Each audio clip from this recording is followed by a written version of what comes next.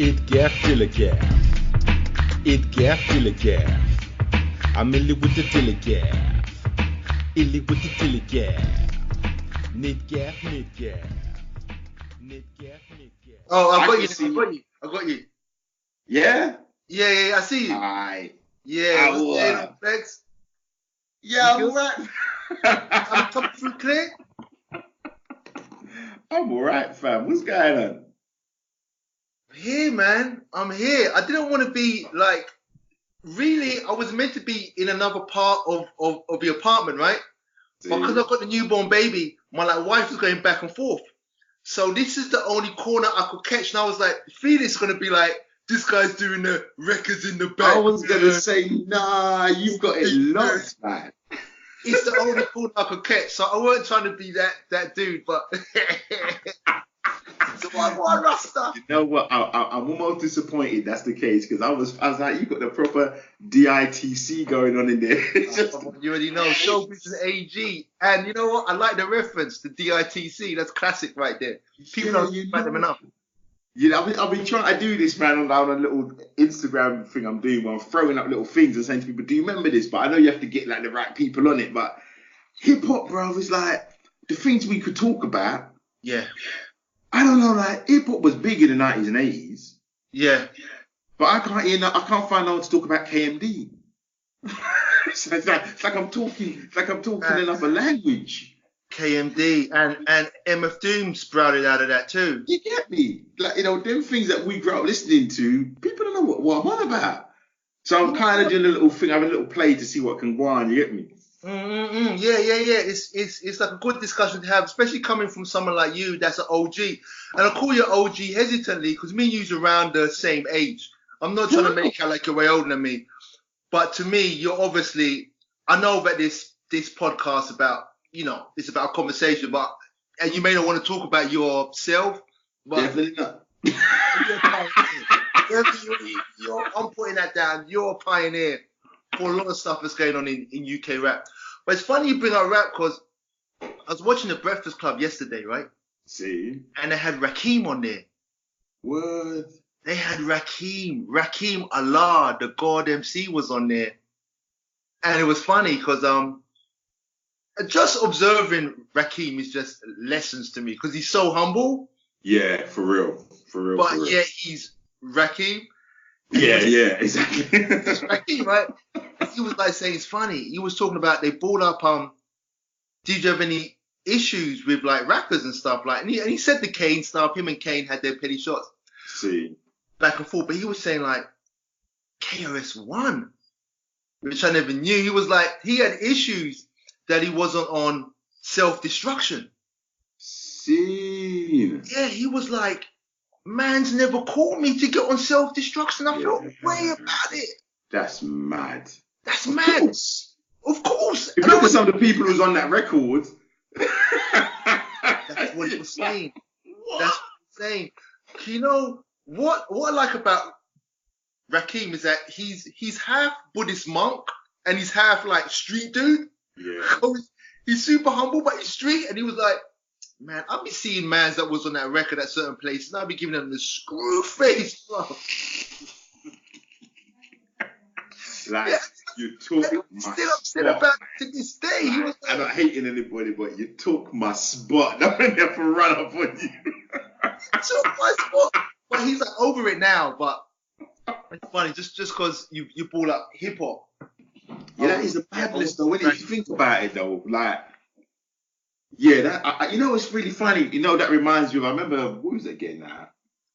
Live Aid, yeah. Yeah, and you know, like, you know the ones where you're so in your bubble that you can't see the obvious. And this is what we need, like, Robbie. Because when I'm in my bubble, when I can't see the obvious, Robbie just gives me, like, you know, the world view. So I remember Live Aid thinking, like, yeah, it's all good, you're trying to do this stuff. But there were no black, you know what I mean, conscious acts on that stage. Like, what the fuck? And I was mad. Don't get me wrong, I'm not an idiot. I get it. You want the biggest pop stars available. I'm like, even like how now they have like multiple stages. I was like, so you can't just have one stage with just what I'm dealing with. Like, you know, a couple of people have been represented from day one, from before. I was like, that's beyond lazy. That's an insult. Yeah. And that's why Tracy Chapman blew up off of that, because everybody, you know, especially like liberal white people, were all thinking, well, this is nice listening to Duran Duran to make money for poor Africans. But why ain't no black people on the It's stage? like Africans with their hand out asking the white man to do something for me. It's like with the flies buzzing around. And, not mocking, but come on. So I remember that. So hearing that Rakim was invited to self-destruction, to me, that's the same kind of moment. Like, are you tripping? That's fun. I see why he took offense to that, because Cambridge one is always shouting his name. Like, and the thing is, I thought about it, and I wish there's this one of these moments where I wish I had a camera, right? When I first came to New York City, I arrived like 98, like August 98. And on Christmas Eve, Rakim was doing a concert at this spot called Tramps. It's gone now, years gone, but like the name. Yeah. Like a Dingwalls for New York. Yeah. And Rakim was doing a Christmas Eve show, and I'm standing there watching it, and KRS-One came in. Right. And I was like, oh shit, Blastmaster KRS-One. He was like, yo, London, I gave him a hug. And he was standing there, like I'm here, he's standing there, and Rakim's on stage. And I'm like, if I had a camera, nowadays everyone's got a camera. That would have been the ultimate selfie match. The ultimate. I was like, wow, but I never had it. But yeah, but Rakim was just saying, like, it made him realize he was genuinely hurt. To this day, he was still like, man. But he was like, it made him realize how people in the industry didn't really check for him the way he thought that they did. Now him and KRS-One are cool because it's like years have gone by, right? But at the time, he was like, wow, I'm the one that's spitting that consciousness. That's what I'm saying. Self-destruction.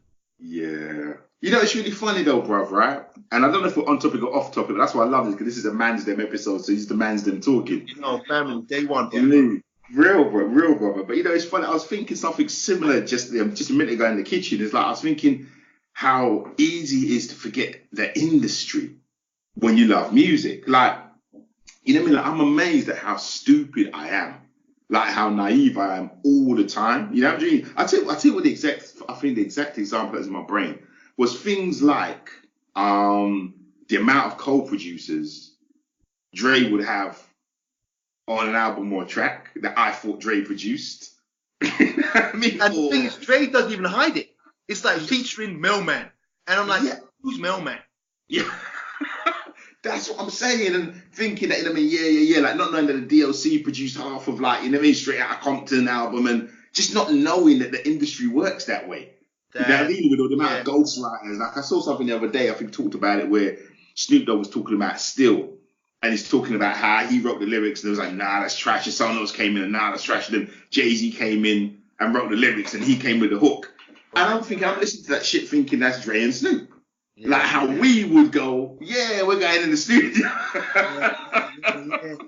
Yeah, I guess some artists, and I'm speaking for artists that I kind of know have collaborate, like Dre, Timbaland, and those guys. Those people are almost like corporations to themselves, right?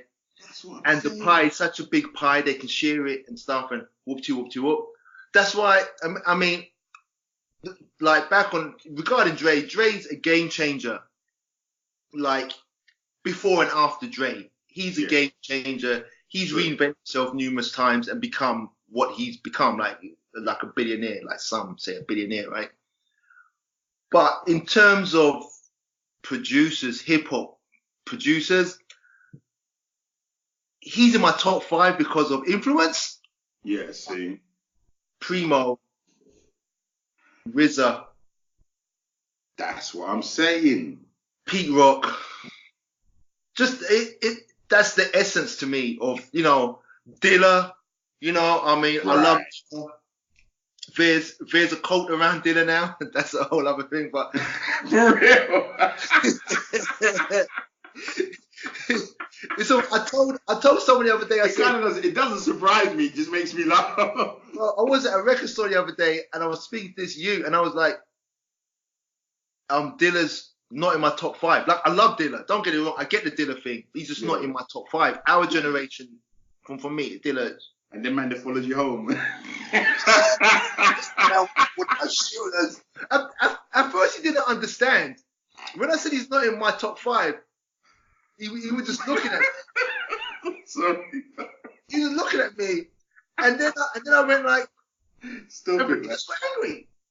I just wanted to stop the conversation. And he said, "Who's in your top?" I said, "Richard, Pete Rock, Primo." I think I mentioned a couple others, like Just Blaze. There's a couple others from that era. I can't remember the other 2.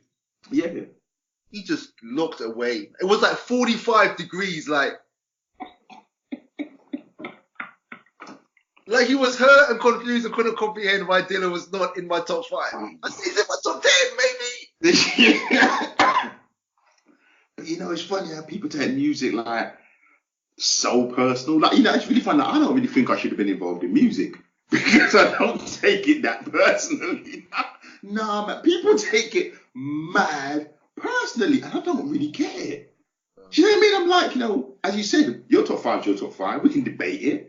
We can argue about it, but I'm not going to follow you down, wait for you to lick a corner and jump and beat you because you don't like my favourite producer. But man, the man is on that. It don't make no sense. Especially when But you know something like J Dilla as well, because you see what happened, he passed away, rest in peace. So now he's a top producer and a martyr. Yes. So you're speaking ill of him. So when you said there's a cult, I actually get that, like I see that coming. There's a Dilla cult, and I get it 100%. I get the Dilla. It's like you can get something 100%, but you're not as big as a fan as some people are, but you're still a fan. Exactly. There's grey areas, but with music, people don't understand the grey areas, right? It's just black and white. Or you're out. It's the same, not wanting to go off on like a tangent, but as society, it's like, even with like politics, it's like, you're either Democrat, either liberal, or you're Republican. True that. Either pro-Trump or anti-Trump. This side or that side. I'm like, there's nuances, there's shades of grey. Democrats get on my nerves, and Republicans get on my nerves. Yeah, true that. Yeah, but it's like, well, where do you stand? And you got to think before you answer that question, like where the exits. New York. Get assassinated, bro. Where are the exits before I answer that question? No, it's funny because I've been thinking about it so much recently about how polarized things are. Do you know what I mean? I did a podcast and called The Power of Babel because it's true. It's like you said, back in the day, there seemed to be so much more scope for civilized discussion and agree to disagree. And even if you thought, that man's a wanker, but you could be like, yeah, I don't agree with you, that shit, and go about your business. But even today, man, because I work from home, I had like loose women on the back of the stories in the back, right? Because the news is normally on. So this panel of women got into one Ross Clark Barney, and it was jokey because they were saying before they came on, they were arguing about Brexit because Brexit was in the topic, and then they had said, bear in mind, they had this argument, and they all admitted they had a big Ross argument before they came on stage, had to all apologise and hug it out. Then on the stage, when they said what they had to say, which should have been organised already because they'd done at their argument, it kicked off again. And I'm just like, people are so polarised. They just... It's about Brexit. They were arguing about Brexit. Yeah.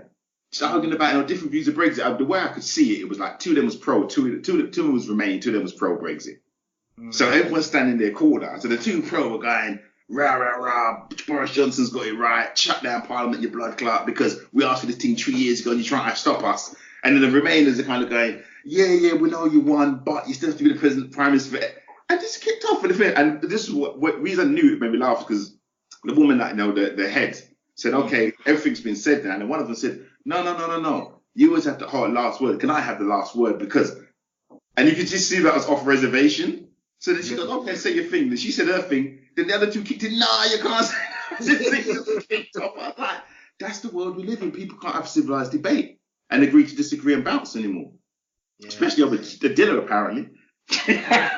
Or Eminem. That's the other one. It's like a regression of sorts, right?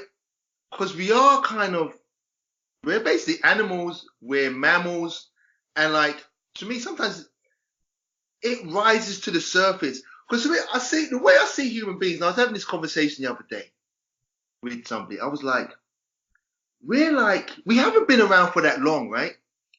In terms of the length of the planet Earth, right? And we're this species that has like this huge, we're like a genius child. We're like a child that has this huge brain and has so much capabilities, but we're still young. Yeah, so we just do dumb shit like, man, what the ozone? Put plastic in the water. Fuck it. Yo, we're gonna go to war and just kill each other. Cause we're just kids. It's dumb shit. But we're highly evolved in our own way, right? We got a farm. We learn how to use fire and create the wheel and the internet and do all these amazing things. But we also do dumb shit. And when it comes to stuff like like politics and J Dilla, it just what? We regress into the animalistic aspect of us. You J Dilla, not top 5? Are you Republican or Democrat? Are you pro-Brexit or not? There's nuances, bro. It's true. The Brexit thing, I can't even. It's complicated, bro. But I feel like Homegirl got thrown under the bus. What was the Prime Minister's name? Oh, May, Theresa May. Yeah. She got handed a hot turd. Didn't know what to really do with it. Yeah. But you know what it is though, fam. I tell you the truth, right? I'm very it's like serious, loud Brexit, but with Theresa May, I have a very particular opinion. And Boris Johnson as well. And it's cool, I want to be king. So you have these people, and I get it, it's your whole career, your whole life's ambition to get that position. Yeah. So you take it at any cost. You can't tell me you're intelligent enough to have been in the fucking Conservative Party as a minister for so many years to not know you were being given a hot. So it's a mixture of arrogance, just like the thing that caused Brexit. It was Cameron's arrogance that he thought, oh, you know, I can put this vote out there because I'm gonna win it because I'm Cameron and I'm fucking I don't need the Lib Dems anymore to run the country. I've got a full majority. I'm gonna win this as well, and then I'm gonna be the one who put this question to bed of the Conservative Party, and I go down in history as the right. And your arrogance come back and begin, and now you're fucking crying and fucking interviews with Christian and Guru Murphy. Now is the other one. Crying for real. Yeah, bitching about, now you realise your arrogance. And Theresa May rolled in the back of it like, yeah, I get to be Prime Minister. All I've got to do is sort this shit out. Yeah, I wouldn't have taken that fucking job if you.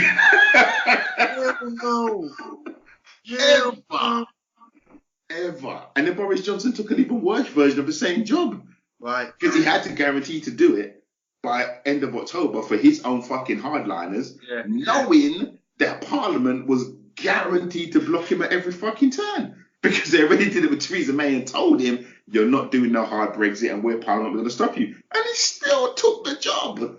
So there's no crying over here, fam. He chose that shit. You can fucking live with it. And English politics is such a snake pit. Like when Theresa May couldn't get the vote through on Brexit, you just knew that behind the scenes, her own party, not the opposition party, her own party were just about to get real carnivorous. They were scheming. She's not going to push this through. Listen, once she fails, why don't you become the Prime Minister? We just got to make sure that we stay unified because she's going to take the brunt. And then we're going to push our agenda through. I was telling somebody here, I was saying English politics, American politics is nothing on English politics. You need to be scheming behind doors, trying to get their foot in. I felt I had a bit of sympathy for Theresa May. But when the first vote couldn't go through, I realized it's not the opposition party, it's her own party. For real. It's her own party. It's almost like you kind of see a deer and it gets injured and wobbling. And you just see the vultures circling and the lions, the leopards, and she's like, that's what was going on. And the number one was just Jacob Rees-Mogg, followed by Boris, followed by Gove. Yeah, they were just there. They were just like, yeah, man, when you're dead, I'm having your spot. And the 1922 committee is like, yeah, we're having our hard Brexit because we ain't paying them fucking taxes, man. They caught us on the Panama Panama papers. We want to fuck Europe. We're done with that, man. We want to be able to fucking treat people like proletariats and make big money and do what the fuck we want. And that, so all that's going on, and she took the job. I said this is my answer to so many of these questions, like even the pro-Brexit people, which I don't want to get too deep into. Do you know what I mean? When they're kind of saying to me, oh, yeah, because immigrants are coming in, taking our jobs out. My answer is always this. The guy who gave the immigrant your job, who put a gun to his head and said you have to employ these migrants? Who said you have to employ these economic migrants and pay them less than your fellow countrymen that you swear you're here? Because you know he voted Brexit. so you marry that shit up. Because no one made him do that. You know what I mean? So and no one made her take that job either. So I'm just like, I'm not in it, mate. It's our arrogance. And yeah. So do you think they're gonna push this? Because he's trying to push this thing through by October the 31st, right, boys? Yeah, bro. It's a madness. You know what? Most things in life I've been willing to hazard a guess. This is one of the few things that's happened in my lifetime that I'm not even. The things that are happening today. Like you couldn't fucking make this shit up. No, you couldn't make up the new prime minister losing all the first votes, and then the courts, which always try and stay out of politics, saying that his decision was unlawful, and he misadvised the Queen, which 400 or 500 years ago he'd been in the fucking tower. They be having swinging as an example. A man would be looking up, be like, oh. Like you lied to the Queen. How dare you? How dare you? Yeah, but I can't even. I'm not even hazarding a guess. You know what I mean? I can't hazard a guess. I just think no matter what happens, it's going to end in tears because of what you said before. Because the polarization and I've got this real thing at the moment. I don't know if I'm using the right terminology about identity politics. Yeah. And I think we're living in an age of like identity politics on steroids. Now, a lot of what I believe makes me laugh because me being me, my background means that I'm a super fucking hypocrite. Mr. Identity Politics.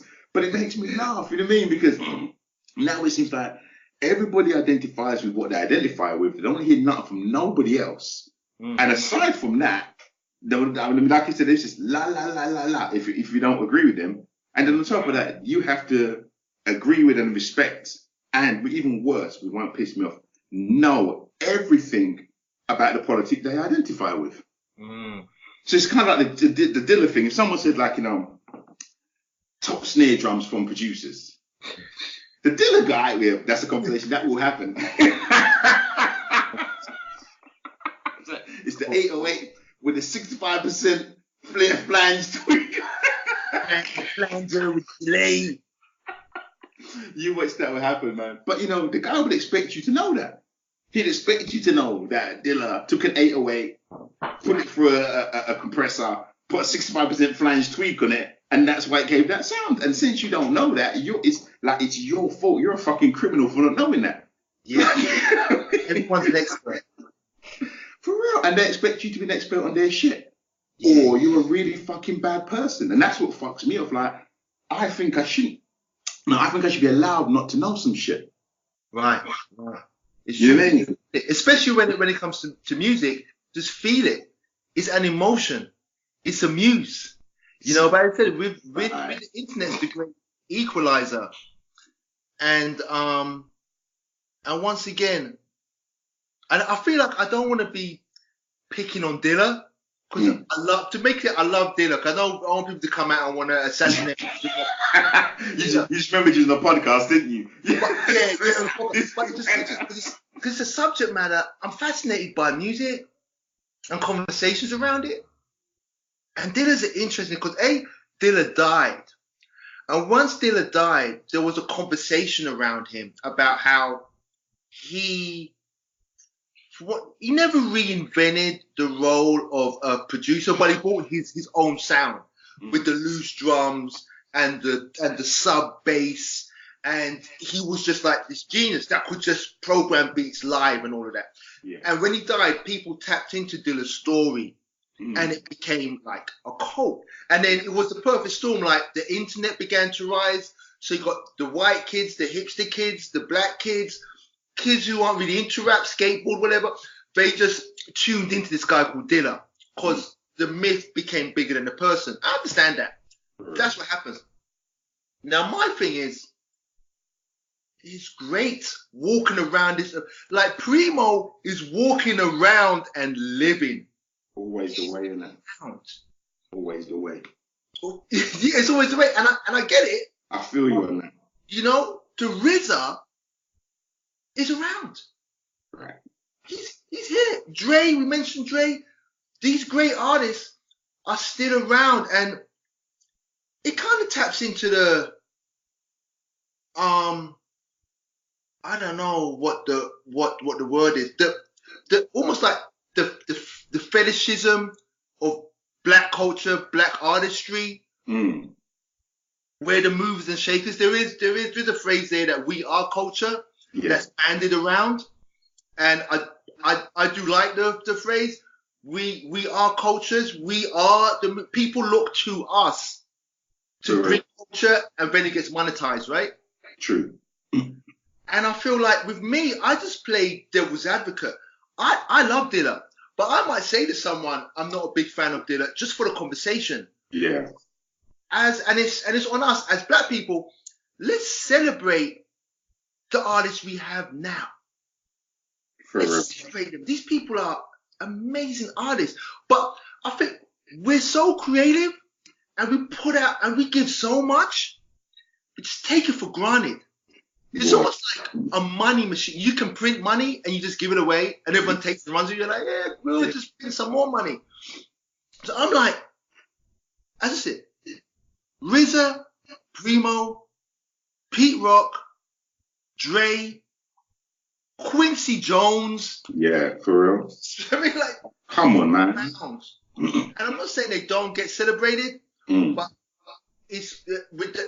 I get the Dilla, and that's just the way it's supposed to be. He died, he passed away, and let's celebrate. Let's not him, but let's celebrate these artists who are around while they're actually living. I feel you, brother. You know, it's just such an interesting thing because I've got a kind of version of that. I really do. Excuse me. Apart from agreeing with it, because believe it or not, one of my favorite digital underground songs is a song called Heartbeat Props.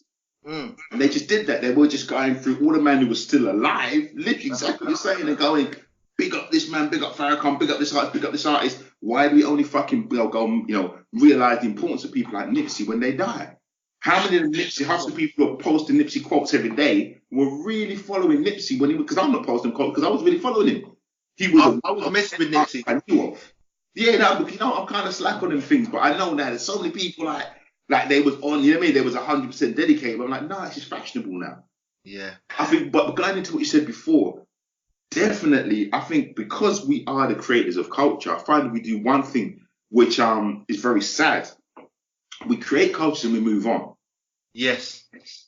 Do you know what I mean? And I think it's maybe it has to be that way because we create the culture that the energy, the forward drive and motion that makes us create the next culture means that we move on. But I tell you one thing, because I love the way my brain works. I think it was Crooklyn. Sure, it was Crooklyn. And there's a scene where, the dad has a jazz concert, has an event because he's a pianist and he's playing proper music. And nobody fucking comes because everyone's into bebop. Yeah. It's like a little scene out of Crooklyn which kind of just shows the family that, the dad was a jazz musician and he's like, no, I make real music and I listen to this dumb bebop shit. And that's us. Like, he probably would be a great from his era, but we don't give a fuck. We've moved on. We're on mumble rap. Yeah. Like, I think I'm doing that to them. People kind of like, yo, I had someone say to me that, that like, it kind of said, I love, I kind of how he phrased it. It's along the lines of, it's great to see someone still representing 90s golden era hip hop. Yeah. Because what he was really saying is, that's over and we've moved on. You know what? Somebody quoted this, right? Somebody said this in an interview and it stuck in my head. And I wouldn't say it made me have an appreciation for quote unquote mumble rap, but it made me feel like I kind of understood it. Somebody said he said the thing about the youth Like the 80s and 90s was such a golden era. Like, how can you top Illmatic, right? And I was saying this to somebody the other day, and they got really mad. They were like, but it's regression. I was like, yeah, but they regressed. It's just, you go from Illmatic to, how can we top that? Rather than make it lyrical, the youth made it about a feeling. Yes, right. 100%, bro. 100%.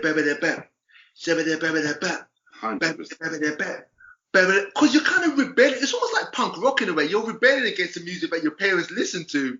right. And also, it's hard to do better. Like, your parents keep playing Illmatic and you want to do rap. Yes. Your father's like, yo, this is the benchmark. At some point, I could relate it to probably the punk rock kids when they listen to these classic rock guys. Right. Clapton. That solo. I'm learning 4 chords. Yeah. And I hate to mention a bunch of white dudes that ripped off black music, but just for the sake of story, like Clapton, the Stones, the Yardbirds, and they're like, For real. I am an anarchist. It's just rebelling against. People like, I understand what the youth them is doing. It's just not for me. For real. And I gotta be honest with you, bro. Seriously, because I love music, you know, I've kind of quite got an eclectic musical taste. I talk about it as, I reference mumble rap as an era. It doesn't bother me. And people be talking some stuff, and I'm like, I don't get it. Like, did you not listen to, like, no, what I'm trying to say, I'm not going to call the names, so I'll get that wrong. There was a lot of shit artists in the 90s, and we love to forget them. We go like, everyone was Rakim, Nas, KRS-One, and fucking Big L. That isn't the truth. There was a lot of shit in the 90s, and some mumble rap's fucking amazing. Some of these guys are making, and I agree with you, maybe not lyrically to blow my mind, but, you know, there's different elements with tunes. Some tunes are like, that's my jam. I put that tune on and I want to fucking rave. And some of them mumble rap's amazing for that.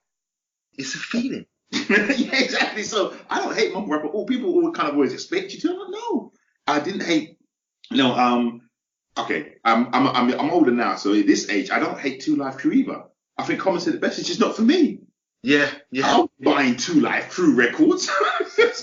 It's not your thing. It's like history repeats itself, and I'm making an assumption. It may not be the case, but I can imagine when in the 70s when you had R&B music, and then disco came out, or even leading, and then later on house music. The old heads, not really the old heads, but the heads of that time were probably like, it was like the mumble rap of that era. Exactly. What are they singing about? Dance. And when it comes to house or some disco, there's just no lyrics. It's just the music. It's just instrumental, synthesized on this synthesized machine. That's not a real keyboard. No real artistry, you know, not talking about, you know, poverty and what's going on in the ghetto. This ain't no Marvin Gaye. Michael. So I'm with you 100, man. It's just funny because now Rogers again was on the daytime TV thing. I watched this on the background. Yeah, you done know.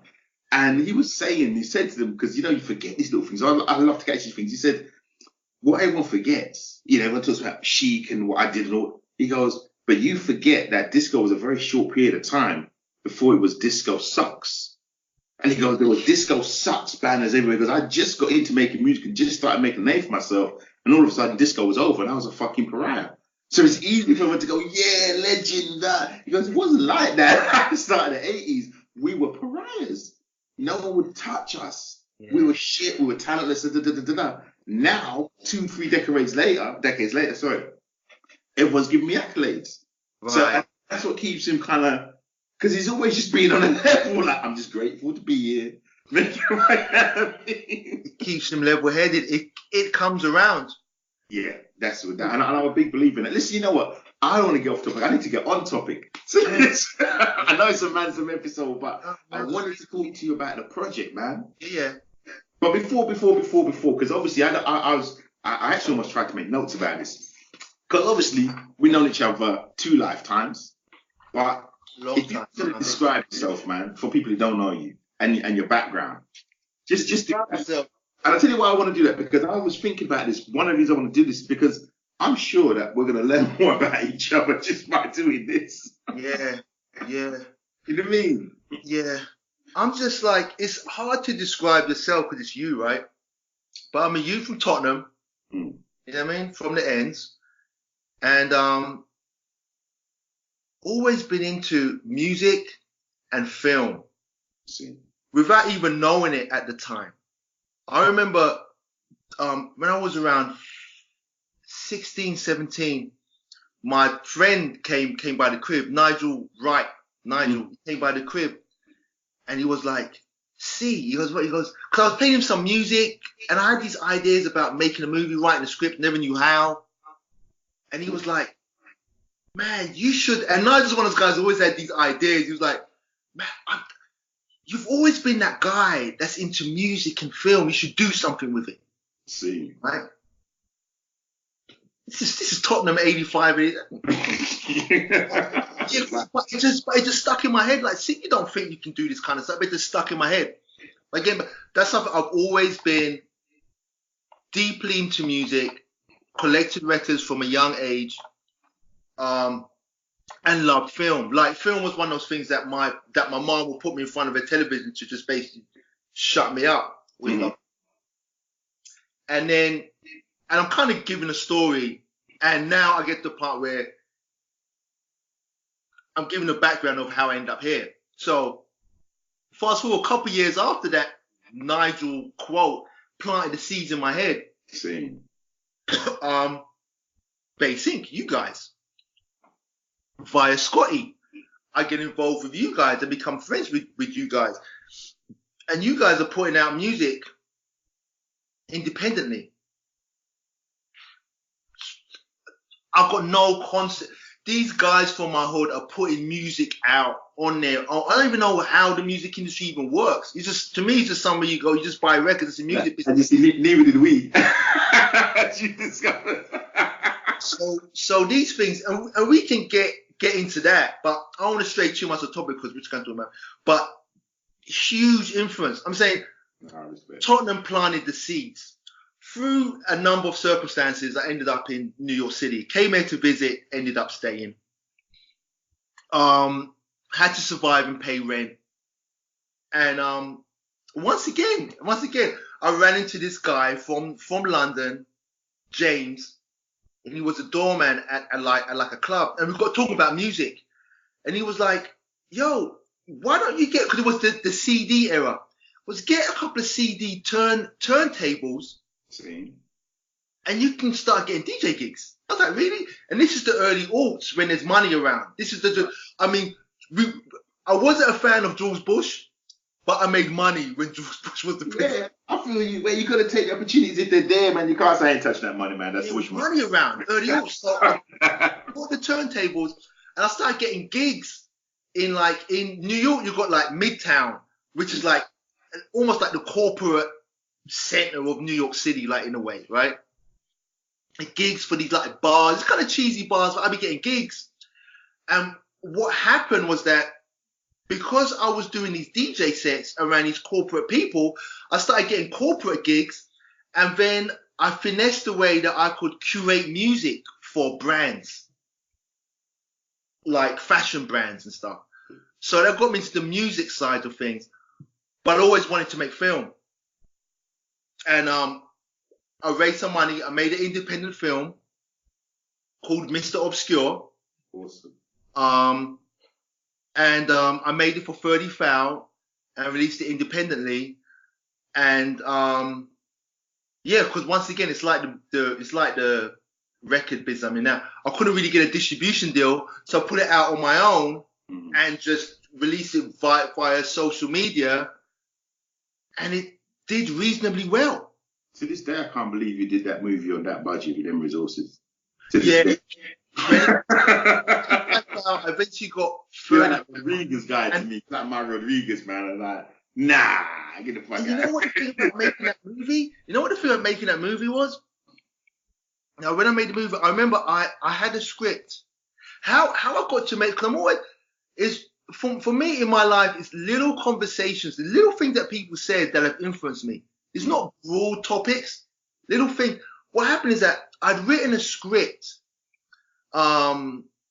about some gangster in the UK, and he got into fashion. He was half in the fashion world, a half in the UK gangster world. One of those kind of scripts, and it got a bit of interest. And I went Cannes, and me and this guy that was managing me at the time, we went Cannes, trying to shop this script around.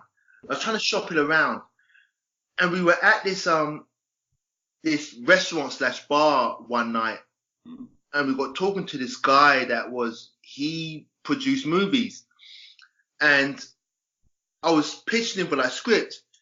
And the guy said, I wish I could remember the guy's name, because he's kind of a well-known guy now, but I just can't remember the guy's name now. And he was like, look, bro, he kept it real. He said, look, bro, ain't nobody buying. Really, it's going to be hard for you to sell this script because you haven't really got a track record. What you should think about is just making a small independent movie. That's something that I'd be interested in, the finished product. So then I went away and thought, how can I write a script I could make for 25 hours? And I wrote a script and I made it for 25 hours, right? But I'd never been in a film set or anything. And this is the point I'm making. Don't you? You're my Rodriguez. I'd never been on a film set. None of that shit. That's what I remember. That's legendary, man. So I have to stop you. Just think about that for a minute. Okay. I never done a film set or anything like that. Anything of that. But I raised the funding, right? I raised eventually 30,000. I originally had 25,000. But halfway through about just before I was going to shoot the film, we realized we couldn't make it for 25,000. We need another 5,000. So eventually I made it for 30,000. But my original script was, we're going to make this film for 25,000, right? And I remember I hired the crew and I had a producer.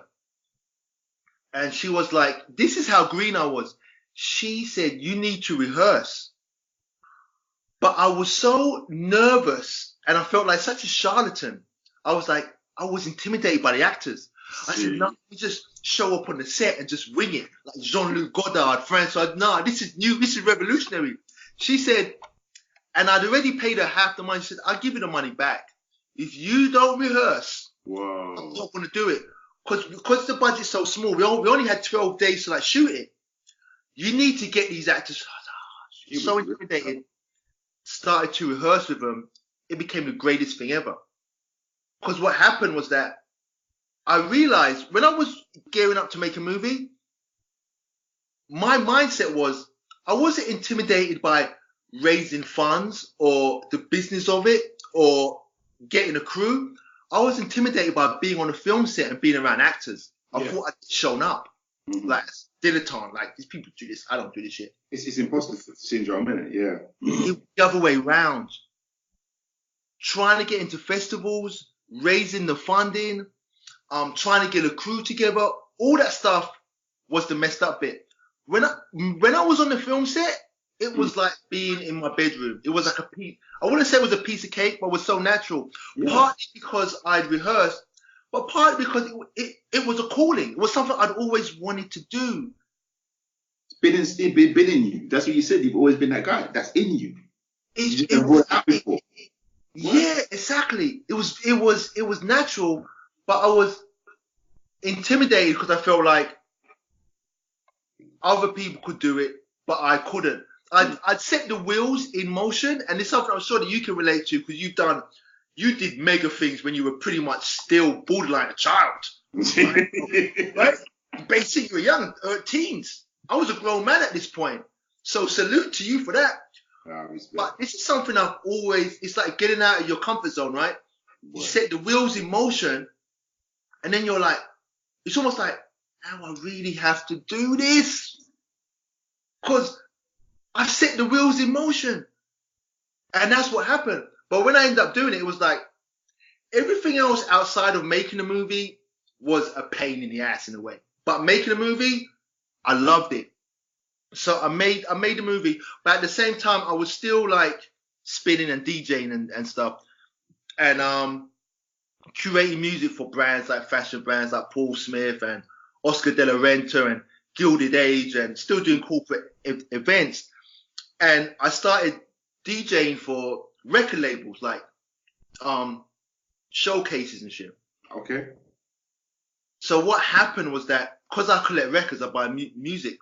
I bought this African record, this rare African record by this group called Super Wings. It was an obscure record. I played the record. I liked it and I put it away. I've got a lot of records, put it away. A couple months later, I grabbed it again and played it. And I just got really into this record, right? See.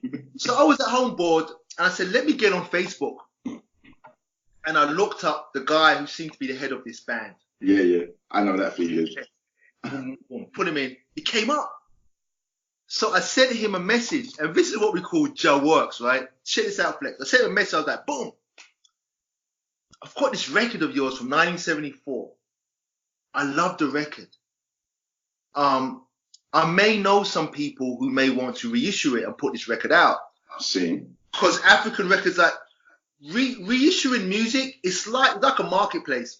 There's certain genres and time periods and artists that are hot. And music at the time was hot, especially 70s African music. Very hot. People would want to reissue it and put it out because there's a market for it.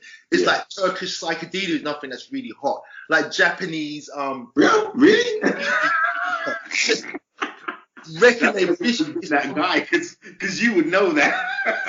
I'm just super nerd about this shit. So I hit him up and he never got back to me. I hit him up the second time, he never got back to me. 2 weeks later, I hit him up the third time and he got back to me. Ding! He goes, I don't understand what you're saying. I said, I know somebody who, I know people in the music business who may be interested in putting this record out. So I could maybe be a conduit and arrange something for you to put his music out because I think it needs to be shared. It's on a major record. He goes, I love it. He said to me, I don't understand how you're reaching out to me saying you love my music and you're in the music business, but you want to give it to somebody else to put out. If you want to put the record out, me and you figure it out and you put it out. And I was like, yeah, but I don't have a record label. I don't put music out. Then he goes, I guess it's not going to be put out, but I'm dealing with you and that's it. I don't want to deal with nobody. I said, because these guys are in their 70s now. He's very black and white. He lives on a farm. I think he's a preacher. He's got that probably like 20 kids. It's like, he's got time for this. See. He probably checked out the profile. Said, oh, black man, and he passed me on to somebody else. So I said, boom. So that's how the Reissue Label started. He put me in a position, and it's something it's the same as film. It was in the back of my head. Yeah. But I was like, I can't do it. You need so much funding to do this stuff. And I was just talking myself out of it. Like other people do it, but I couldn't do it. But what happened? Back to Obscure. Through Obscure, because I had to have a soundtrack and a score, I had an entertainment lawyer, and through my wife being a musician too, she had like a publishing deal. Mm-hmm. I was kind of borderline managing her, kind of. I understood the business of music, the fundamentals of it. See. Publishing, masters, mechanicals. I knew all that. And once I started the label, I kind of realized I knew more about the music industry than some of the people I was dealing with. Yeah, for real. 100. Dealing with. And when I was trying to get a distribution deal, the numbers didn't add up. I remember talking to this guy who wanted to distribute my first record. He owned a record store, and he's a good dude too, but I was like, so how does it work? How do I make my money back? And he literally said to me, don't worry about that. For the love. 1960s Cadillac Records. I said, you know what? Dream Girls 101. Just come in and sing. New York is record store capital. Brooklyn is the mini capital of the record store capital, and Bushwick has more record stores per square foot than anywhere like in the world. And I live in Bushwick, so I just went store to store handing out my records, and I turned a profit because I was doing it on my own. And old school though, with a K. to store. Now you know I remember that. Right? In your rucksack. What that's about. With the bag, with the backpack showing up, introducing yourself. And they were like, you don't have a distribution deal? I was like, no, I'm just doing it on my own. I can get a distribution deal. It don't make sense. Because I never had a distribution deal, I could figure it out with the store direct and give them a deal that makes sense for like both of us. See. You take 2, you take 5, give me this. They'd be like, yeah, cool. I pretty much sold out. I mean, I moved on to the next record, which is we just put it, a few months ago we put out this 1990s Japanese hip hop record by this artist called Hoodoo Fushimi, which is like, it's just a really odd record, but it's really great. See. It's like synthesized rap, bit of jazz, some breaks and samples in there, and it's all in Japanese. It's crazy. We put that out, and we've got a bunch of records that we're putting out soon. We've got a spiritual jazz record by Jamil Moondog that we're going to be putting out.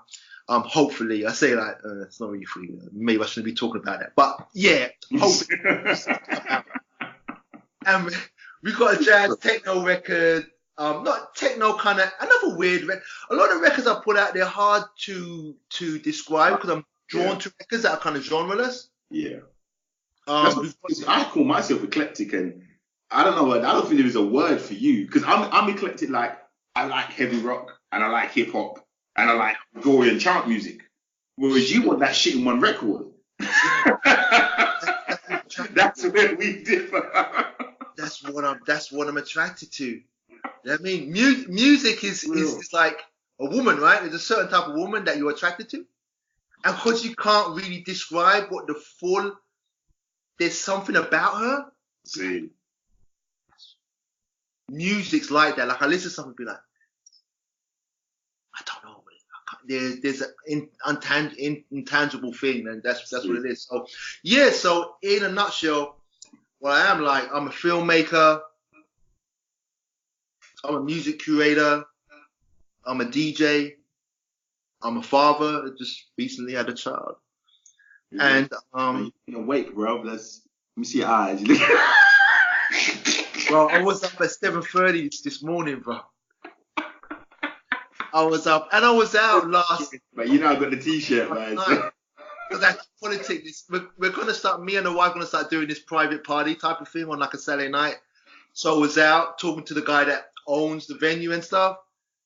Came in pretty late, and she just got me up at 7:30. Just like slapping my face and saying feed me, but not it's a baby clock, man. It's this is what it is so interesting the world we live in, because we live in this world where we set parameters for time and then times to do shit, and then we have children and children reconnect us to Mother Nature. Your child doesn't care what your Gucci watches say. And it's a very humbling experience, and there's something great in there that I think we miss because we're gonna get to work on time, we're gonna get the bus goes this time. Do you know what I mean? But they are the closest. And you know what's about humans? Now we're kind of messed up, and it's true. Children always are the closest version of the best version of us. Mm. They live on universal time. They don't know nothing about racism, sexism, hate. Do you know what I mean? And it's funny that, like you said, we've got this genius personality. They still got fight or flight brains, but it hasn't been molded into the fucking shit we have. Where you see a guy with a hat, it makes you paranoid. Where you see a blonde woman and you think that she's going to be snobby and a bitch because you've been social. They don't have that. They just take it for what it is, man. So always think we can learn so much from them, man, while they're slapping you in the face at 6 a.m. You learn so much from. I say that to people. And people think it's something cute to kind of say, right? Because I learn so much from my children. I do. Like my daughter at about 4 months old, she just they call it the tummy time. And she'd just be doing this on her stomach until it hurt. Like she'd be like, and then I pick her up I pick her up. Wow.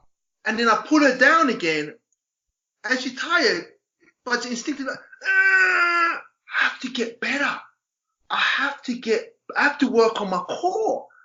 And sometimes I'll be like, just stop doing that. Like, you don't have to do it.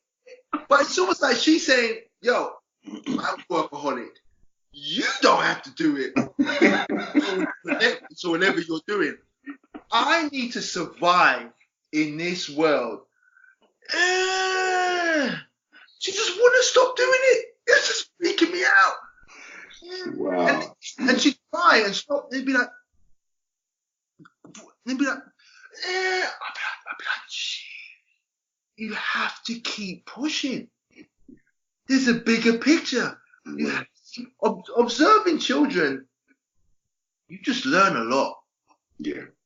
You learn a lot. Because he said they have no prejudice, they don't judge, and she can't speak, but she learned to communicate. Yes.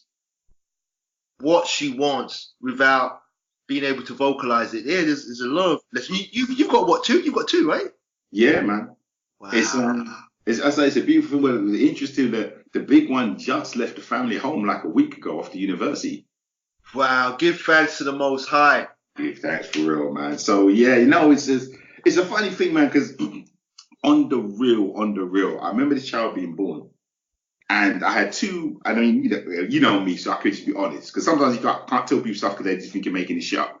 I had two thoughts. The first one I knew was that this child was in my possession.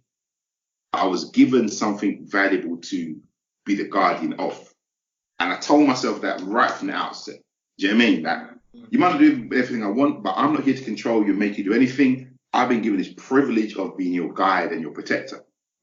That was number one. Number two was, I don't know where this came from. Like, right, you are completely helpless. So for the next 5 to 7 years, I have to keep you alive. And that's all I was on. And you have to stay alive.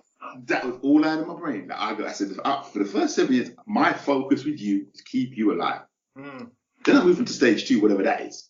And then obviously stage 2 becomes like, socialization and, learning, And then you get to another age where you hit teenage, you're going to start letting go because, that 7 to, let's say, 13, 14 is you have a lot of control. And you can say, don't do that, you ain't doing that, you're not having that, you're not doing that. Then you have to get to the point where now you have to start learning for yourself and I have to start giving you a different kind of respect. Do you know what I mean? So for me, it was just in phases, man. So it's an interesting phase for me because I know that I did see in phases that the phase that, boom, like, wow, he's left home. Like, Cosby shit, he'll be back. But at least with 4 next years, it's going to be his primary residence. And I was really pleased. Do you know what I mean? I was pleased because I remember to this day, my only objective on a day-to-day basis was keeping him alive. It was from that to now you're out the door on your own, making your own decisions. That's emotional. Another thing about having a child, I just get emotional, man. So I just get emotional and a lot. I mean, I've always been an emotional dude, but that's beautiful, man. Because what it is that from once again, like once a man, twice a child. There's so many levels to that saying. And me having a newborn child, like before I have a child, you having that conversation to me, it's interesting. Yeah. It's like conversational. You're like an OG. I see you as like an OG to me. But even in that sense, like you've got to that point because I'm at the starting line. Well, I'm still surprised, that you can see on my face. Starting line. So you've been through as you said, the 7 years after the teenage whole era, and now you just left home. So that's just an accomplishment for me. That's so far away, and I know that people would say it goes by quick, right? But it's so far away. It's almost like I can't even comprehend it. I'm just going day by day, keeping my daughter alive. For real. But that's what I'm saying because I mention that for that reason because it is, and you're right to be emotional. It's the most beautiful thing, man. Jimmy, I listen, man. There are things in life that could have gone differently, but my decision was always, like I said, that first day was, you never asked to be here. I asked for you to be here, so you're my number one responsibility for the next 20 years. And that was the first thoughts I was having. So I was like, whatever come what may, you're the priority now. Do you know what I mean? And for real, so I'm only saying this because starting that journey, the things you're talking, I still get emotional because I'm still in that place, like I'm like a deer in the headlights, like I can't believe I made it this far, like that fucking record. You know what I mean? Like fucking Juicy, like who would have thought hip hop would have made it this far, man? Like wow.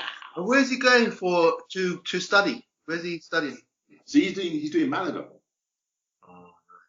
So it's all good. He reminds me of me, right? Because I went to Brunel. So London to Brunel, for me, it's far enough so I don't have to live at home. I get my freedom, but close enough so I can bounce back on my dirty washing. Wow. So it's not like he went like Barcelona, like 11 hours away. Right. So, but yeah, I mean, all them ones there again, because I had my opinions, but these were all his choices, and that's the letting go. And it's so funny because you know, I think our parents' generation was very bad at that stage. I know for sure, I can't speak for everybody, but my parents would be telling you what to do at 25 and 30 if you let them. Now they still be telling you, not advising you, you understand? Telling you what to do. Do you know what I mean? Whereas I had my own opinions on some of that stuff, I was like, yo, here's my opinion. This is why I think that. And that's it. After that, you know, I know that I can't be behind you all day long making decisions for you. So for me, the letting go, I would say the letting go stage was hard, but it wasn't because I'm not going to lie. I made that decision the day he was born. That's why my first thought was, I'm your guardian, not you're not my possession. Because if you're my possession, then I'm going to tell you what the fuck to do. Because you're mine. Like, you know, men do that. Or men do that. Do you know what I mean? Whereas I said, no, I'm just your guardian. So that I can't do. Yeah. You know what I mean? So anyway. It's interesting in the sense that we're both descendants of immigrants, right? Real. And our children, well, I'm in America and you're in Spain. I'm just thinking off the top of my head, it's like, is it the fact because our parents, especially Caribbean parents, they have a certain type of mindset. See. And I don't know, I've been thinking about it a lot, like the journey that our parents had to go to this foreign land, to create a better life and raise a family, right? It's epic, bruv. You can't think about it now, but it's epic. I always think people don't think about that shit. I had this conversation weeks ago, bro, and it's the same thing. We underestimated it. We didn't really understand it. We didn't appreciate it. We really did. We didn't appreciate growing up in a Caribbean/Black community, which will never happen again. Well, for real. Just took it for granted. And I know with my parents, let's say my parents, my mom, I never know. I don't know if your mom, parents same way, but my mom, when I want to speak to her about what it was like coming over,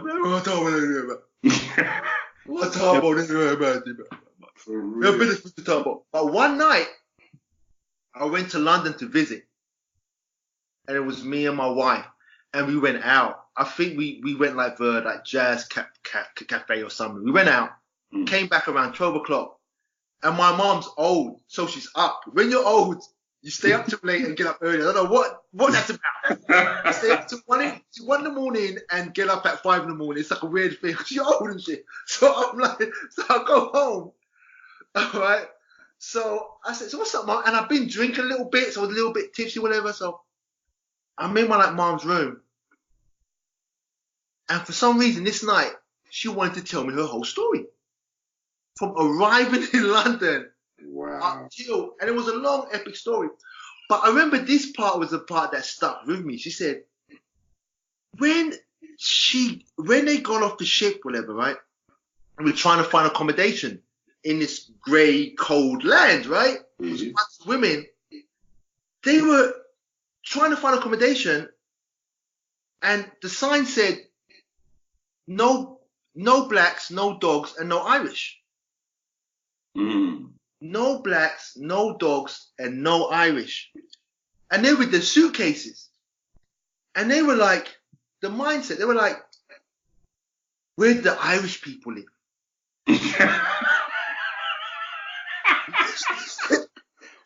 Wow. Pull up on one man and said, where the Irish people them live? And he said, Wow. Finsbury Park. And they walked from wherever they were walking from. I don't know how far it was. Never went into that. They walked to Finsbury Park and knock on the doors. And the Irish man opened the door and they said, yo, we just come from side. They weren't one of this. They said, the Irish man said, look, you can stay here. I don't deal with this English. The English, you just don't bring out the English people. You can stay here. And they found a place to crash for like a few days, and then they figured it out. They started renting accommodation at first, but it was the Irish were the only people that would give them accommodation. But I said, you got off the ship, you were in London and never had anywhere to like stay. They're like, no, we just don't walk. They just drop us off somewhere, like drop us off. Like some of them got dropped off in Brixton, some of them got dropped off in here. They were just dropped off at certain places. They were just walking around trying to figure it out. I was like, blood. She said, how'd you find out where the Irish them live? Crazy. But that's just one of the stories. But I'm saying, but the point is, now you're an immigrant in Spain and you've got a child and, you know, you probably handle things a little bit differently based on your upbringing. But, I mean, there's you take the best of your upbringing, but you tweak it for how you want to go about things. True. And, you know, and that's probably the way that I'd go about things too with regarding to my daughter, you know. But, yeah, but as I said, yeah, like stuff I took for granted. I look back on my youth and my childhood. Obviously, you do that at like a certain age, but I think 2020 vision, but it's like, what an interesting, I would say great time to grow up, because it was great in a sense, you know, that we like had our challenges, because, you know, English society was, people complain about racism now in England, but you ain't know. Hoxton may be cool and hip, but as a black man, you already know. Cross that bridge, past Hackney, you're heading to Hoxton and Shoreditch. You take your life in your own hands. Running home, high knees. Man, and then we had our own shit. Exactly, but it was a beautiful time, and Tottenham still got that community, which I love, but I miss that. I think partly because I'm here in New York, you know, and I'm sure that there's no Caribbean community where you are. Well, you've done, but you know, do you think because I agree with you totally, but do you think that maybe because you're where you romanticize it more than you should? Yeah, I think that's part of it too. You know what I mean? It's an odd one, I must admit, because now, you know, when I first came out here, like, because this is true for a lot of people thought I couldn't go back to the UK, like I was on the run. That's not normal where I am. Yeah. People come back to Spain from England because they can't go back to the UK, they're fucked over someone and they're on the run, so they got to lie off X amount of years. I didn't go back because I had no reason to. I would tell people, listen, man, I'm the one who live in the sun. It's 3 hours, come visit me. Yeah. Do you know what I mean? But I go back now more on the kind of business runnings. I tell you what, I always, you can't get the home out of you. I come out of the airport and it's just, not even time, it's just England. You just get that, wow, yeah, I grew up here. Yeah. You know what I mean? But sometimes I wonder if I'm over romanticizing the ends then. Maybe not actually, because you're reminded, it was kind of a blessed time. You know, it's really funny, right? Because I prepared for this totally different from how I prepared for other interviews. So I wrote down some mad questions. But one of the things that crossed my mind, I'm going to flip it a bit, because you brought this up. Talking about how things have changed. Does it cross your mind the things that have gone like I wrote down on this list, shubbins. Shubbins. Like, that's what I'm saying. Time from shubbin. Come on, man. When you think about it, a shubbin. Black people in a fire trap listening to music of a certain tempo.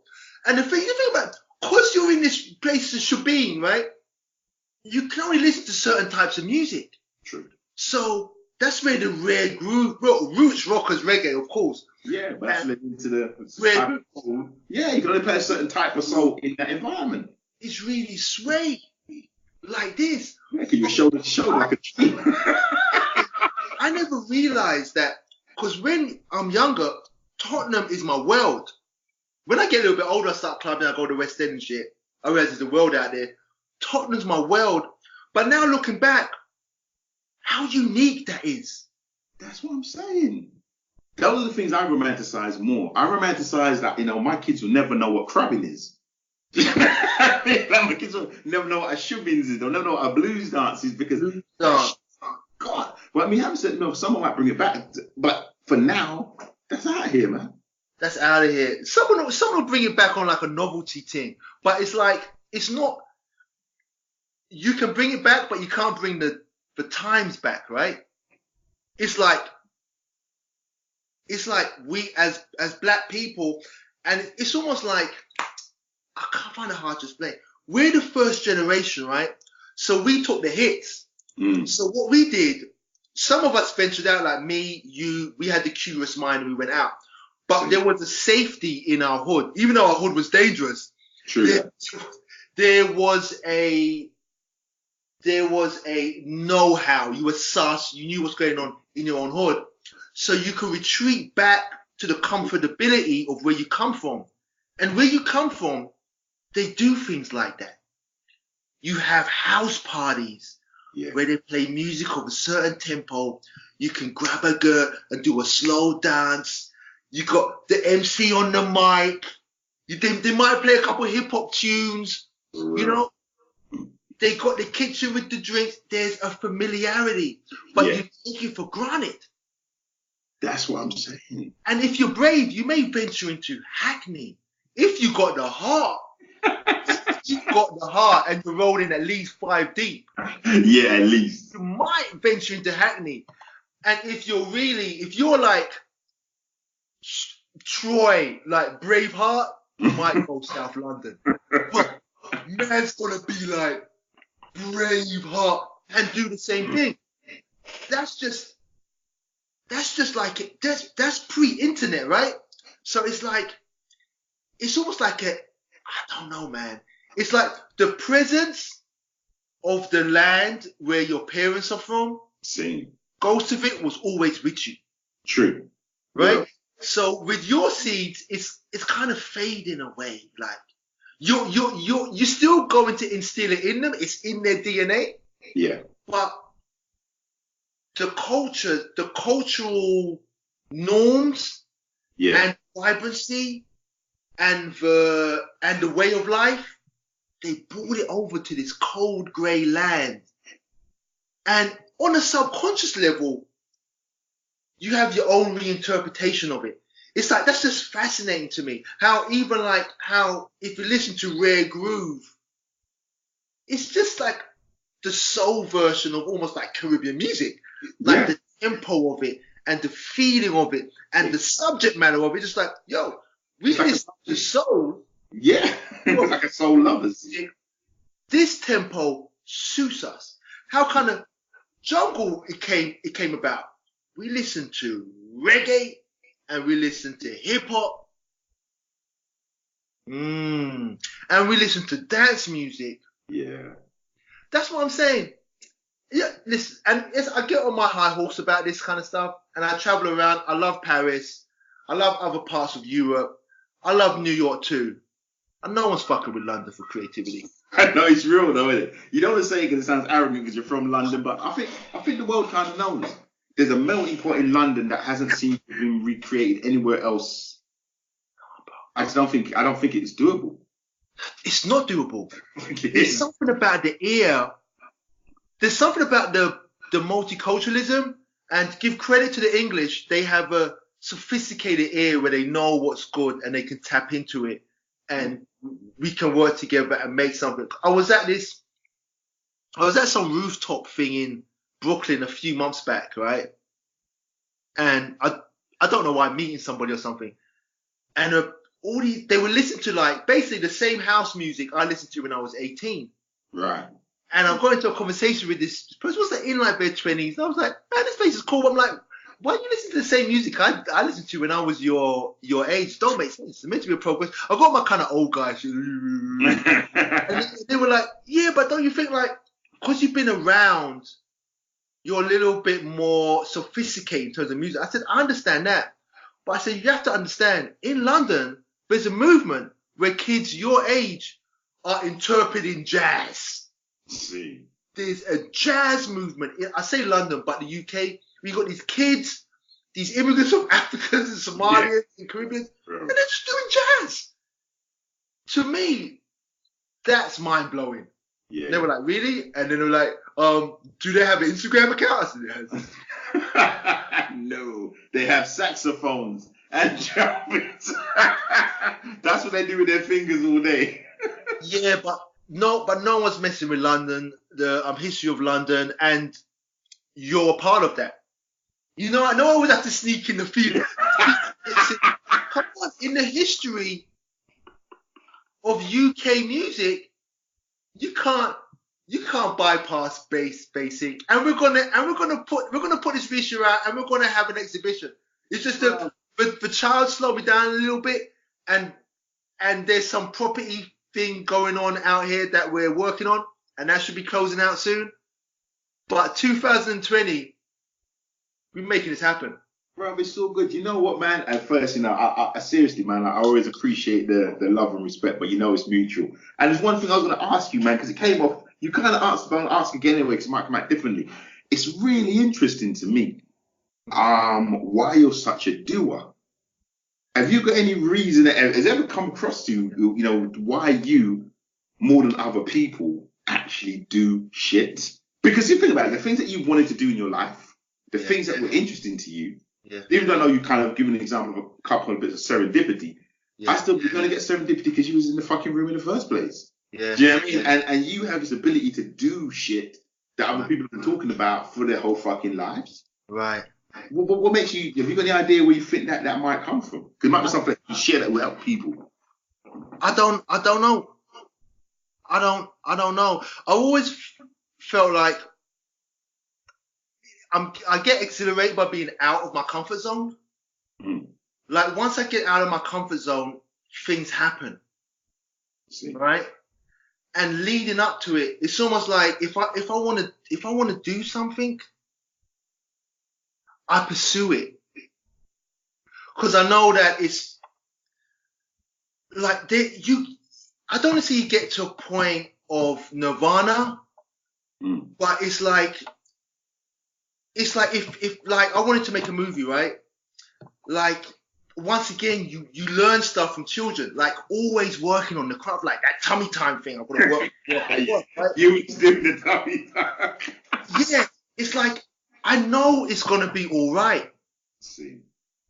And just through trying and error, it's gonna be a grind. It's gonna be hard work, but you have to put in the hard work to make it worth it. So, for instance, once I have the idea of doing something, I envision myself doing it, but I know there's going to be a time period. There's going to be a struggle, but I can see the destination. I can see the end. I can see where I want to be. You know what I mean? And also another thing I do, I talk it into existence. I talk myself into position where I have to do it. Right? So for instance, like now, like me and my wife are working on having a jazz festival in Japan, right? In Kyoto, because my wife's from Kyoto, right? And we've reached out to the mayor, got the mayor's blessing, right? That's the shit I'm talking about. Because it relates, because I'm in it now. The other thing, like the record label, I'm kind of did, and I'm up and running with it. Yeah. And the film, I did. I'm working on making another film, that's a whole other thing. But with this festival, it's the same mindset. Like we reached out to the mayor, we got the mayor's blessing. Now I've got to do it. I don't have no idea how to set up a festival, but I just think in terms of the logic of it. All right, now I have to come up with a map of how the festival is going to be set up, a list of DJs that I want to like play there, because it's going to be a DJ centric like festival, but based around jazz. and then I have to hire an event coordinator or somebody that can coordinate it. It's step by step. And I know there's going to be a frustration. There's going to be funding issues. I don't really know how to go about getting sponsors and shit. But at the end of the day, this festival's going to happen because I really want to do it.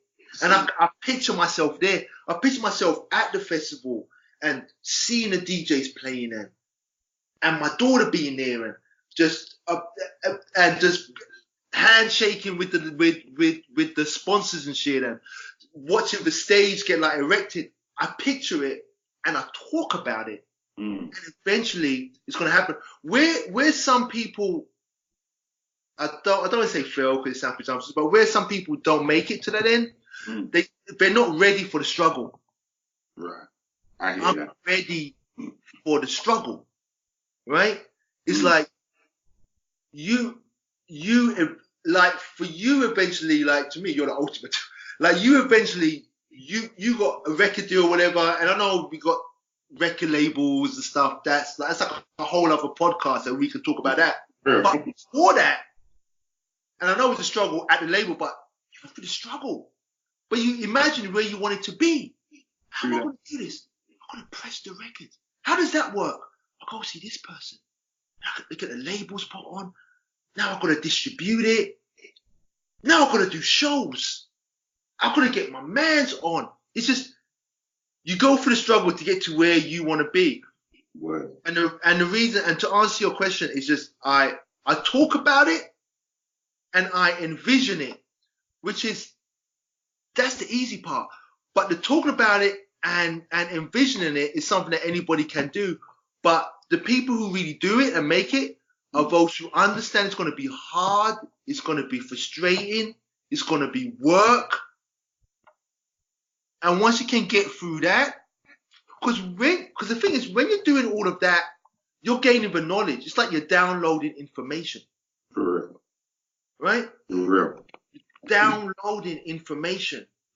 It's like there's this artist that we wanted to reissue the person's music. Don't want to name the artist. But he was locked into a contract. This was a bullshit contract. And he was like, I want to work with you, but I'm locked in this bullshit deal. And he goes, do you mind if I send you the paperwork? And I was like, I'm not a lawyer, but yeah, you can send me the paperwork. Stuff like that. You know. So he sent me the paperwork. And I never realized, through working with my wife and she had a publishing deal, and getting the rights to music for like my film, when I went through the contract, I understood, I could pinpoint what his situation was and how he could get out of it. And he eventually got out of it. And we worked out kind of a handshake deal. But the point is, just going through the struggle, because my wife and a publishing deal, that was a whole other thing. We had to get out of that deal, and it was a whole other thing. You really know the music business. Yeah. I was downloading information. See. Which never had. So when I went through the contract, I said, listen, you can get out of this through this, like clause 5, A, B, you get your lawyer to focus on that, you can get out of this deal. But you just got to be aggressive. Because you're working with a mom and pop label, and they're going to get scared if you get a big bad lawyer, a big stick. But this is the clause you need to focus, send that to your lawyer. And he did it, and he got out of the deal. And that's, once you go through this, people are intimidated by the struggle and the work, but the struggle and the work sharpens you. Well, you know what's funny, my brother? Sorry, man. What you just said there is super deep, believe me, on so many levels. But I'll jump on this point because this is why I always love the name CLIVE for you, man. Because I know that there's a funny kind of association with hustlers, and some people associate it as something good, and some people associate it as something, how can I say, less than the genius entrepreneur, right? When I use the word hustler, normally I'm talking about a genius entrepreneur. And I've always seen you as the best hustler I've ever known. No, for real, bro. If you look now, listen, if you look at the things that we've talked about, what we've done today, that's why I'm asking about being a doer, because loads of people say they want to do shit. Do you know what I mean? I mean, for example, man, I'm just going, just keep it going, it's easier. So, when you said to me that line that, you'd never been in a film set, but you've organized all these people to make a film, You know, I thought to myself, and I'm just talking real, yeah. I'm trying no platitudes, not bullshit. I thought to myself, well, I've been on a motherfucking film set, and I said I was gonna make a film. I'd never been. But just want to say, that is a fucking skill. It's a kernel of genius. That is a difference. And I'm putting myself down because I think, you know, I've done a little bit, and I've done all right. But when you said that line, that's ringing a bell. Like, yeah, that's the difference. There's less than that for a lot of people who have been there, got all the connections, and it's laid up for them, and they're doing shit. Yeah. Do you mean? And then you're drawing all this shit together because you have this kind of genius entrepreneurial flair to say, fuck it, I want to get it done. And the vision stuff is huge because, you know, most of the time, like, you know, I don't really do, you know, this podcast is kind of the majority of my creativity. Yeah. Now, I don't do anything in the creative space, so most of the time I'm working with business people. So I'm listening to a business podcast last night, the guy's saying the exact same thing. You know, vision. They've got the vision. This particular guy, I can't remember his name now, Lloyd's. Oh, wait, they're property guys. I did this myself, actually. It's kind of funny. I moved the vision board to vision video.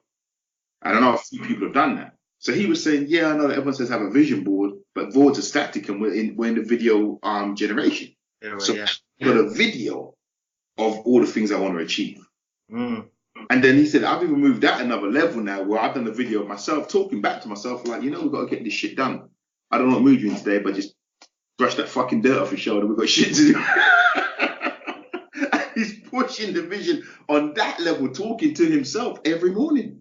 Like, I don't know what happened yesterday. I don't know what mood you're in, but I don't really fucking care. You know, the vision is blah, blah, blah, blah, blah, blah, blah, blah, blah, blah. Let's get going. Yeah. So, about vision and talking stuff into existence. Yeah. That's another stage. That's a TED talk. Yeah. You should be talking that shit. That's the thing. I'm always I like to challenge myself, and it's also very humbling because there's always something that I'm doing that I'm a novice and an amateur at. Like this festival thing, I'm a novice and an amateur at. I need a mentor. I look for mentors too. I need a mentor. I need somebody to show me how this thing works, how to reach out to sponsors, how to coordinate this, how to get it. And plus, it's in another country too. So I'm always in amateur novice mode. But I've been in that zone. That's how I was with film, and I learned how to make film. That's how I was with setting up a label, and I learned how to make a label. So those can kind of run, not on their own, but I've got it's almost like I've downloaded the software for that. Now I'm trying to download festival software, and I'm bumbling about like Winnie the Pooh and asking silly questions because I just don't know. And I'm just always in that zone. And because I want to learn, that's what kind of pushes me forward. Yeah. I want to learn. I want to do a festival. I just want to do it. Like, why can't I do it? Someone else do it. Why can't I do it? This is one thing that we share. That you know, the way you talk about back in the day, that was always the motivator. I had some conversations just the other day. I said, you know, most of the time I look at any person on this planet and go, if we got roughly the same mental faculties and all you know, our legs and arms are working, then unless you've got like a natural genius, like let's say you're Usain Bolt, and you natural genius for running, I'm expecting to be able to do what you could do within, let's say, 20% of a 20% margin. And that's it. I don't give a fuck who you are. I'm expecting that. Why can't I do what you're doing? And I really get that. I've got to duck out in a minute because I've got to see this guy about this venue, right? But I just want to say, and I've said it before, but I want to say it in recording. Flex, you already know. I know you're going to embarrass me, right? Nah, bro. I'm telling you, this is a fact, bro. This isn't even like something. This is fact. We come talk. We already know we've got a history, bro.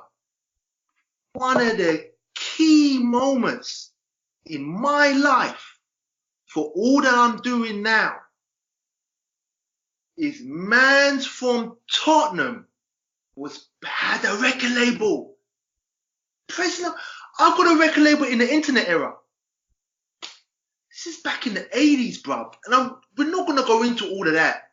But I'm saying you're a key component in why I'm doing what, because you've got to see it to believe it. And I saw you mans at my age, for my background, pressure records, and throwing parties. Come on, man.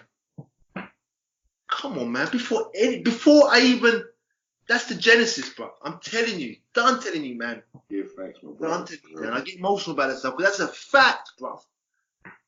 So for man like me to be friends now and have this podcast, blessing, bro. Right. Blessing, bro. You know, that's when you know it is blessed, for real. Yeah. And we need to do it again, because I had fun.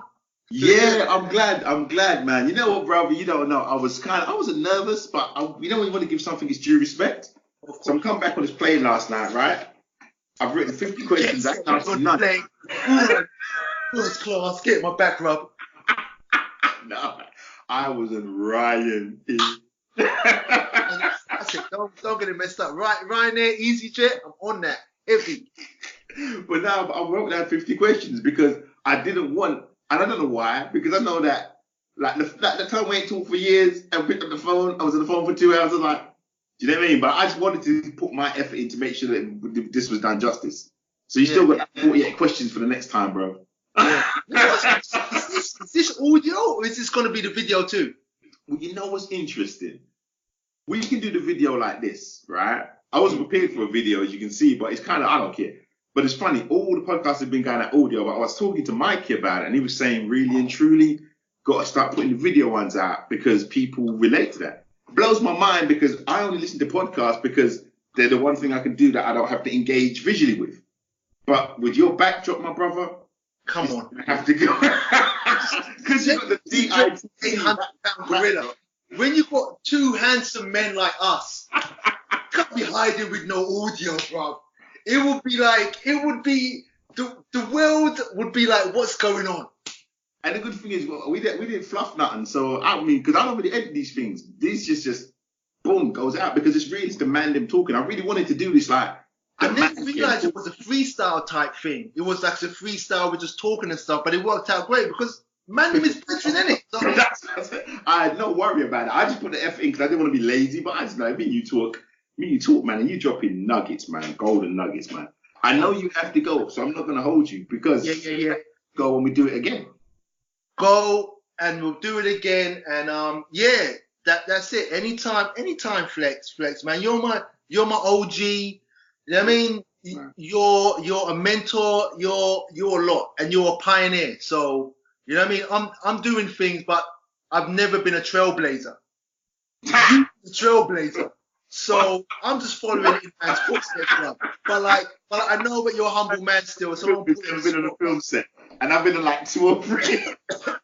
When I do something that is trailblazing, then I can look you in the eye.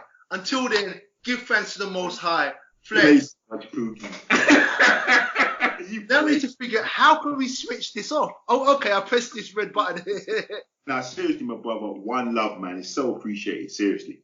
And we'll do it again. But this has been just exactly what I wanted. And you know we're going to talk for another 4 hours, so we just put the next 2 hours on another one. Yes, sir. Again, you know what I mean? Big up, Flex. I do appreciate you, my brother. Heartbeat props, you know. Don't like to get mushy. I love to tell people I love them because one day I'm going to be fucking dead. And I don't want to die and people have any kind of confusion about it. Love you, my brother. Serious. Yeah, I love you, brother. Big time. Beaconsfield Road, back in the day, listen to Cuban Links. Yo, I've got to shout it out. Yo, Good Find Records. We out here. You know what I mean? You can find us at goodfindrecords.com. We've got a bunch of good music on there. And more music to come. So but hit me up with all the links for the show notes. Facebook, so it'll be on the podcast and show notes anyway. And shout out the film again as well.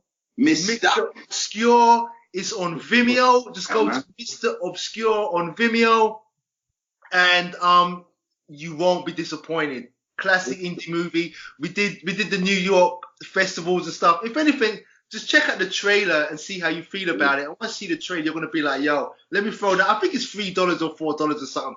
You throw that down. And you're going to be entertained for 90 minutes. And the score and the soundtrack is bananas. The movie is off the chain all day long. Right. Big up, bro. Yeah, I've got a jet, Flex. One love, my brother. One love. We'll do this again. Don't watch that. Respect. Yes, my brother. Hey up. Et gap till a gap. It gap till a gap. I'm in with the till a gap. Illy with the till a gap. Knit gap. Knit gap. Knit gap. Knit